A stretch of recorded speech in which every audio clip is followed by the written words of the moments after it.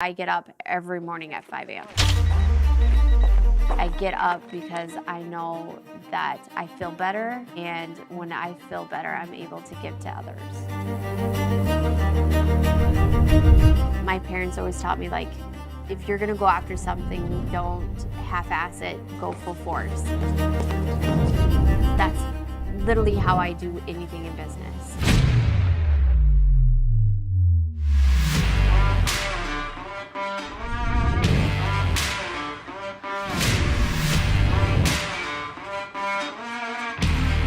Hi, my name's Amanda Nig, and we are in a barn right outside of Beaver, South Dakota that was built in 1943.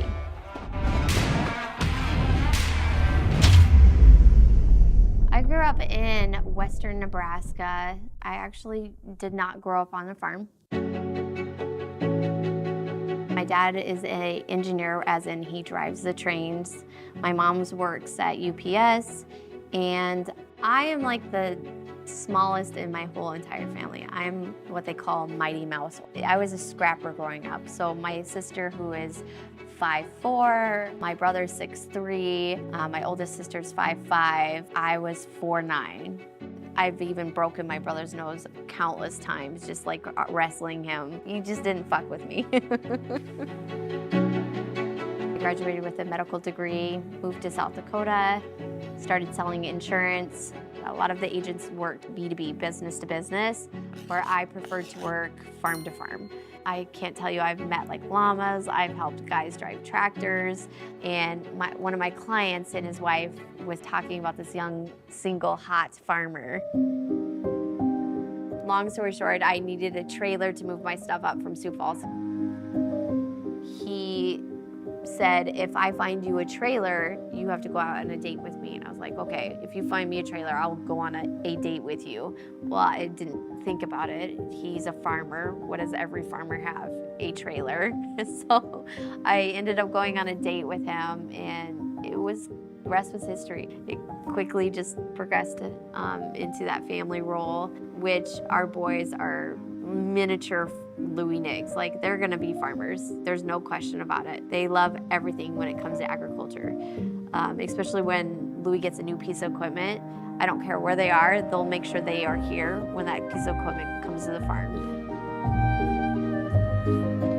So when Louis and I got married, I went from full-time insurance to part-time to take care of the farm, do that farm wife role, you know, cook meals for harvest time for all the guys, pay the bills, do the bookkeeping, and quickly learned that that was not my thing.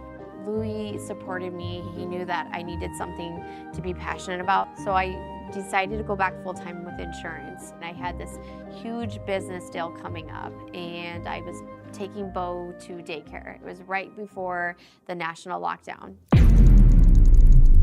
I remember I was just super frazzled that morning. I was all over in the garage looking for Bo's special backpack that he had to have on his last day of daycare. But I convinced him, hey, let's just go to daycare, I'll find it and drop it off. And I remember getting down the road to daycare, and Louis, from the time I walked from the car to the lady's house, Louis had called me 8 times, which never happens. So I got on the phone with Louis, and if anybody knows my husband, he's like the ultimate jokester. I remember just hearing his voice and how serious he was. And he's like, the house is on fire. John and I just crawled through the master bedroom window. You need to get here now. It was March. It was slick, cold. And I remember pulling up to the house. I couldn't even see the fire at this point. And I remember getting closer, and I just see this smoke coming out of the garage. Not even thinking, I pulled up to the house. I jumped out of the car, and I tried to run in the front door and like hit this post. I could hear Louis and John screaming, and I ran around back. John and Louis were just bawling. And shortly after the fire department got there, they called another fire department, and then another fire department, and then another fire department. Next thing you know, there's 5 small fire departments there. They're all just working seamlessly. All these people trying to save our home. This wind came out of nowhere and just pushed the fire through the whole house. As soon as they brought that excavator down the road, it was just like that feeling of you couldn't do anything, but you knew exactly what that excavator was there for.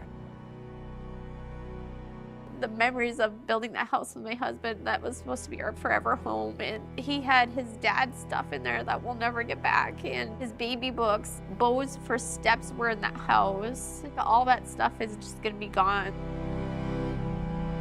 People would walk up and ask how I was doing, and I literally just didn't know how to answer them. I was just numb. You had to make all these decisions right off the bat. You couldn't even take in the experience of what just happened. I remember waking up 3 days later after the house burned down, and for me, I needed something, and I prayed to God, and I was like, I need something to get through this, like just some kind of hope. For some reason I got this ideal that I needed to go back to the house and look for my wedding ring. I texted like 7 farm moms. I was like, I want to go back and look for my wedding ring, because I never wear my wedding ring when I work out. And so I knew where it was at in the house.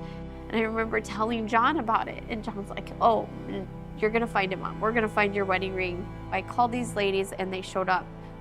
They were there within 30 minutes. They beat me to the house, which was insane. And that morning it was so calm. It was like you could hear a pin drop. There was hardly any smoke. And we went around back and climbed down one of the windows. I walked the floor pad in the house, and we were standing there, and I was like, it had to fall right here. It had to be like right in this area. We were trying to use the metal detectors and it wasn't working. Just started shifting through it with our hands. And then all of a sudden one of his cousins pops up and goes, I found it.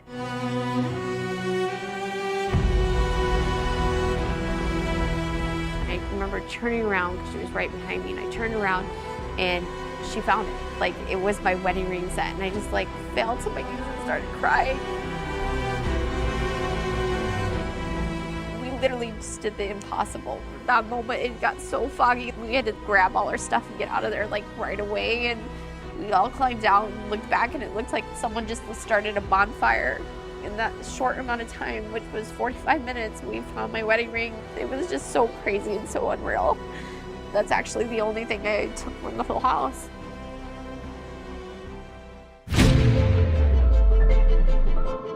When you lose everything and you have nothing, and then you have insurance companies coming after you, and you have to do this by this date, or you had to get this done, there's a lot of things that were unknown. And the only thing that I knew that I could get in a day was a workout. It was my time to fill my cup so that I could give to my boys and give to my husband and be present in our marriage. This all happened the day before the pandemic. The next day, everything was closed. Kids were home, we're homeschooling, and it was just like I needed that one space to just be mine. And I've had a lot of workouts where I cried.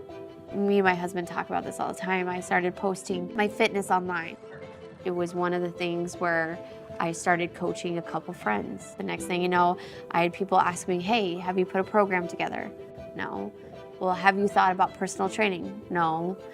Well, maybe you should. And the seed just started growing bigger, and next thing you knew, I applied to get my personal training certifications, and I applied for this apprenticeship, and the ball just took off from there. Just like my community rallied behind us when we lost our home and going through that traumatic event as a family, I knew that I wanted to be able to give back to my community and to my family. And that was how I created and why I created FarmFit.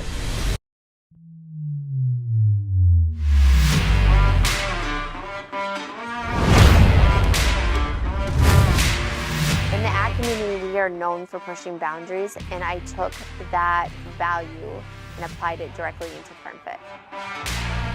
We are not just personal trainers. We are fitness coaches. We are here to help you physically and mentally go through our program to be the best version of yourself.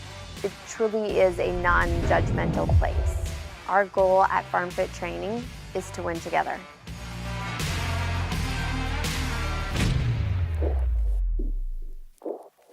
I always talk about that slogan, life is 10% what happens to you and 90% how you react to it. I wanted to be strong and present, and it was a huge blessing in disguise. Like, I really don't think I would have put my fitness online or turned towards fitness as a way to deal with all the unknowns and stress that I was going through. If somebody tells you you can't do something, prove them wrong, but do it for you. Like, if it's a positive thing, go after it. I was told that I could never do a fitness business, and through various steps of figuring it out, now I have over 85 people in this amazing app that I get to coach and train and be a part of their lives daily.